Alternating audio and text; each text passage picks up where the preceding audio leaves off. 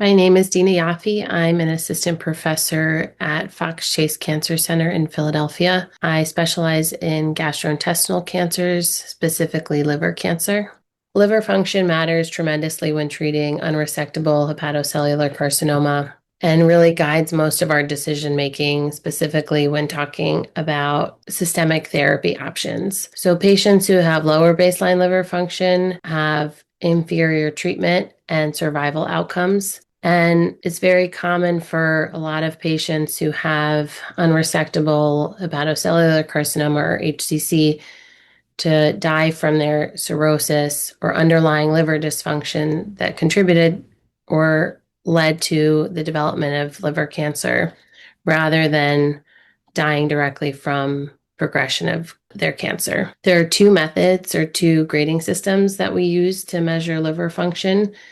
Most commonly is the Child-Pugh classification, which uses some lab values as well as subjective measures of portal hypertension, including ascites and hepatic encephalopathy. This is primarily validated in patients who have cirrhosis. And then there's also the ALB grading score, albumin bilirubin score, which is validated in patients with HCC and is more specific to patients with HCC who don't necessarily have cirrhosis. Within the Child-Pugh classification, Child-Pugh A indicates mild or no hepatic dysfunction. Child-Pugh B indicates moderate dysfunction, and Child-Pugh C indicates severe liver dysfunction. Similarly, within the ALB grading system, increasing score indicates increasing levels of liver dysfunction or decompensation, with an ALB grade 1 score indicating mild liver dysfunction, grade 2 indicating moderate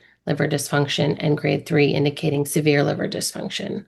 Typically, most clinical trials include patients with Child-Pugh class A liver dysfunction, meaning minimal liver dysfunction, though it can still include patients with some degree of decompensation, even including ascites, prior hepatic encephalopathy, or prior variceal bleeding. The incorporation of ALB scores refines mortality risk better across all stages of liver cancer. But as of now, most clinical trials use Child-Pugh classification as part of their inclusion criteria.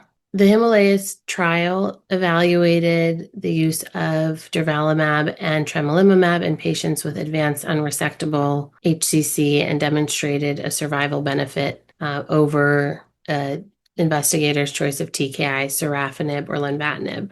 There's post-hoc analysis that looks at patients with a baseline ALB score of grade 2 or 3, and it shows that the survival benefit persists in this group as well. So in the STRIDE group, which is the durvalumab plus tremelimumab group, the median overall survival was 11.3 months in patients with a baseline ALB grade 2 or 3 versus in the sorafenib group, 9.7 months. Importantly, at 1.5 years or 18 months, 36% of patients in the STRIDE group were still alive compared to 29% in the sorafenib group. And at 5 years, 13.7% were alive in the STRIDE arm versus 4.7% in the sorafenib group. These are not usually reported in other clinical trials, and a lot of our patients present with more advanced liver dysfunction than we may typically see in clinical trials. So it's hard to know how to generalize some of these studies to our patients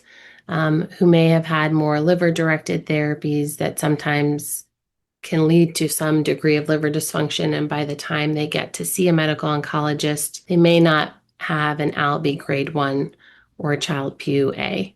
So having this data from the HIMALAYA study is really important, and it demonstrates that these patients still benefit from systemic therapy, even with some degree of liver dysfunction. Interestingly, there was also data from the HIMALAYA study that showed there wasn't a significant decrease in ALB scores over time in the STRIDE arm of the HIMALAYA study, although this was a post-hoc analysis that was not powered for statistical significance, whereas in the sorafenib arm, there was some progressive decline in liver function.